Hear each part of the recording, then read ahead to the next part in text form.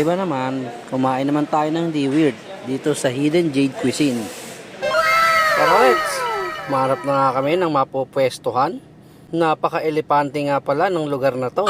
Dito lang to matatagpuan sa Wilcon, Panortia, EDSA. De joke lang. At hinain na nga sa mga mukhang inahin ang yang chow rice at pork spare ribs. Ito na rin ang paborito ni aking chicken feet, house spare ribs. Yes, merong S kasi nga dalawa. What? Bean curd roll.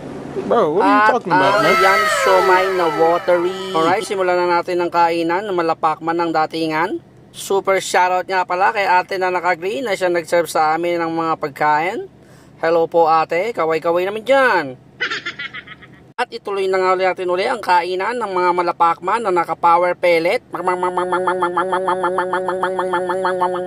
Busog na ang mga inahin, wok-wok din. At 1 minuto na naman ng buhay nyo ang nasayang.